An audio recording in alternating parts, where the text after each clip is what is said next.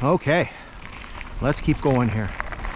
Here, I guess you can see the rest of the telegraph pole from that insulator we took a look at.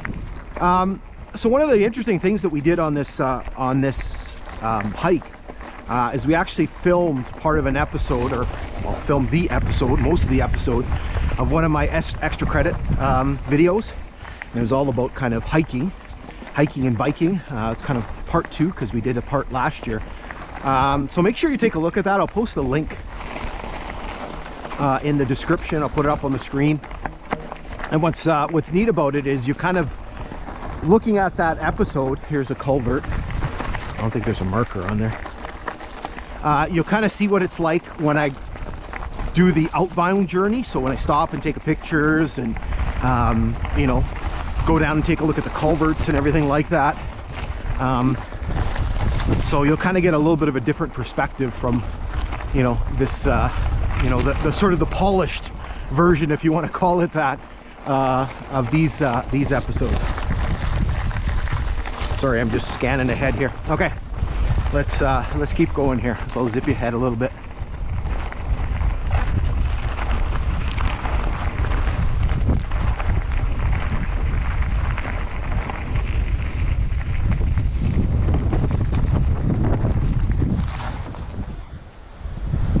I think we just missed the culvert back there, but I don't think it was anything significant. It was just a metal culvert. Man, the wind is kind of howling here. I don't know if you can hear me over it.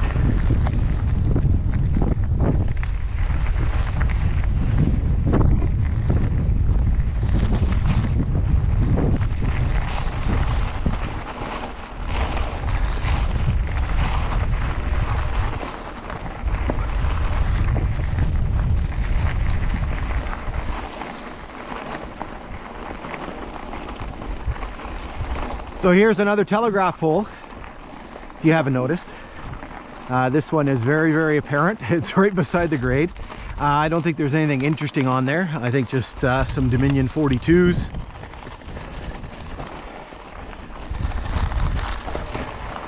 Again, lots of telegraph poles on this section.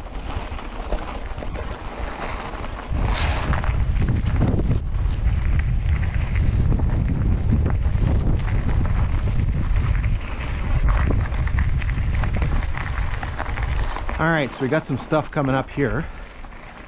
What do we got?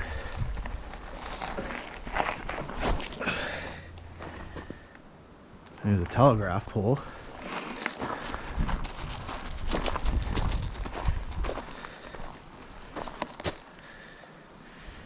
And there's another culvert. I don't know what the heck the telegraph pole is.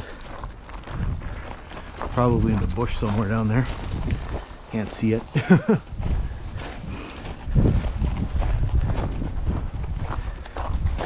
And then there's a culvert. We're up on this big high embankment.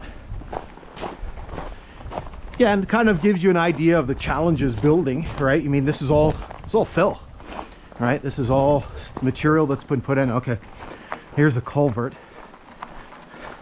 And so there's supposed to be a marker on here. There's the marker. 60, what does that say? 67.47. So that would be 17.77 on the original lines. All right, let's keep going here.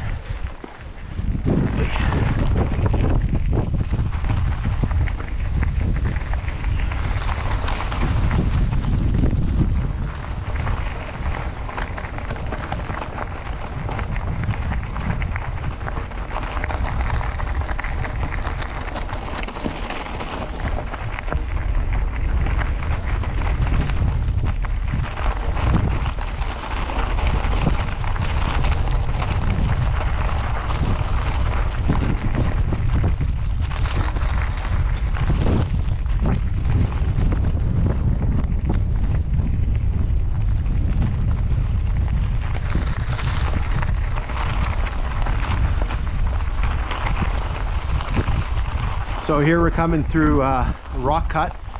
So what I'm going to do is I'm going to pause, because what we did is I actually recorded this on our outbound journey specifically for this reason, because with the sun and how bright it is, you're going to get a lot of shadow and a lot of contrast, and you're not going to be able to see very well. So I'm going to splice in the footage from earlier this morning. All right, so what I'm going to do is I'm going to take you through this rock cut here. It's not particularly long, but there are a few spots here where it's pretty high. Maybe if I back away here, you can see it a little bit better. So here we're probably in 8-foot range, maybe pushing 10. Here's where it starts to kind of take off a little bit. And here again, you can see the challenges of, as the leaves start to come out and it becomes increasingly difficult to see things. Here we're well over the 10-foot range. And here, this is the highest peak. You can see there's a little bit here on the north side. Here, we're probably in the, I don't know, it's got to be at least 15 feet, if not more. You can see, it seems it appears to be a kind of a different type of rock here as compared to some of the other places. So there's going to be another rock cut that we're going to see a little further up, and the rock looks very different. So here, that's probably got to be in the 20-foot range, if not more. So again, pretty high. Hopefully you can see everything okay. I'm not sure how backlit you are. Certainly the south side comes out very well. Here you can see it continues on. The growth is really starting to obscure this this cut.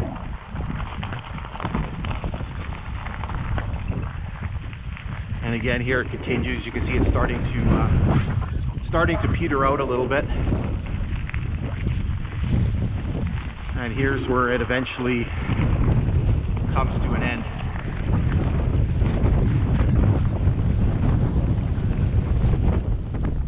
Okay, so this is basically the end of the rock cut here. So we're going to hold up here for a second, and then we're going to continue our journey. Okay, back pedaling again here. Whoa, back dealing with the wind. Like a hurricane. We're back alongside the Blackwater River. Here you can see some of the work that they did to build the grade here. This is all rock fill, maybe rock from that rock cut that we just went through, and there's another one that's coming up. So there's just some massive boulders that are in here, again, to build the grade, but also to sort of reinforce it against the effects of the river. It's probably come down a lot. It's probably higher than it normally is, but it probably in the springtime it was probably raging quite a bit. Okay, so a couple of things coming up here. So first thing, you'll notice this little section here off the side of the grade. This looks a lot like a little spur, okay? And so we actually did have a spur that was located in this area. So in the 1930s, I guess the late 20s and into the 1930s, there was a lot of gold exploration that was going on in this area, and there's actually quite a number of gold mines that opened up right from here to Beardmore all the way to the Geraldton area. And some of these mines, there's actually, I was just in Geraldton last weekend, and they're opening another mine in Geraldton. The mining industry in Geraldton has been kind of depressed for a while, and they're just working on opening another mine. So I'm going to show you a timetable here, and so hold on, there's so much going on. I have to bring little cheat notes because sometimes I don't know what the cell phone coverage is going to look like, and I don't know if I'm going to be able to access the information. Okay, so on railway timetables, and again I'll flash this up on the screen, you're going to see a listing for a spur called the Spooner Mine. And it first appears in 1935, and it's shown at around milepost 18. This Spooner Mine spur, it's a very small spur, only lasts until 1941. So in the 1941 timetable, it's no longer there. So it disappears. So again, just another example. I don't know what was happening at this mine, if it was actually functioning, or if it was just an exploration, or sort of what kind of came out of it. But we will be getting at the end of our hike. We'll basically be at the at another gold mine, the Northern Empire mine, and we'll talk a little bit more about that when we get there. Holy moly, this wind is crazy. So right here, again, kind of a 2-for-1. We do have a creek.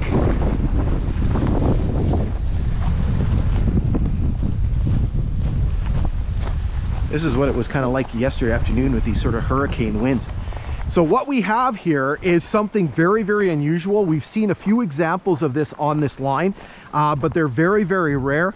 I believe this is what is called Pauline Creek. And what we have here is we actually have a stone culvert. There is a milepost marker, but we can't read it. So what we're going to do is we're going to head down there and we're going to take a look at this this very, very unique thing that, again, we don't see very often. Okay, so we've worked our way down below the level of the grade. We're probably a good, I don't know, 15, 20 feet down. You can see the grade up there. And so what we have here, Luna's doing her job to check this out. We have a very rare stone culvert, and this one's actually functioning quite well. There's been some deterioration to it, but all in all, it looks like it's in pretty good shape. I have to get in over here. You can see there's a bunch of trees and stuff that are growing. So I'll try to do this. And so basically you can see all the stacked stone. You can see the water, how it's kind of flowing through. Luna's trying to get in there like a dirty shirt. Looks like it's in pretty good shape. You can see clear through to the other side. I'll put that in there. Again, you can see how all that rock is stacked up. Again, we don't know for certain, but as we've sort of said with all of these sort of stone culverts, these are likely original construction.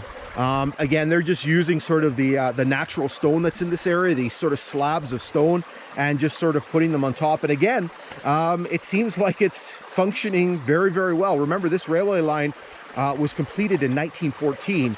And so, you know, we're 108 years later, potentially, and this is still working very well. All right, so we're going to hop over to the north side of the grade and go have a look there. Okay, so we've made our way down again. We're a fair ways down. Maybe not as much as on the south side, but basically you can see this culvert here. Kind of very different arrangement here. It looks like there's a piece of shovel in the water there, sorry to get distracted, but here you can kind of see the opening. You can see the volume of water that's kind of flowing through here. Again, functioning very, very well. It looks like there's been some deterioration. It looks like this front piece here has kind of fallen forward, and so maybe this is not in as great shape as the other side, but again, potentially given its age, it seems like it's doing okay. Just got to be careful here with all these moss-covered rocks. It looks like water is coming out of other places as well. Again, we just got to be careful here. So it looks like there's water coming, so there might have been more openings here, because I see rock that's stacked over there, and it's coming here, and then it looks like there's kind of something over there. So there might have been multiple channels here at one time. Okay, so what we're going to do is we'll hop back up on the grade and keep plugging away at our journey to the west.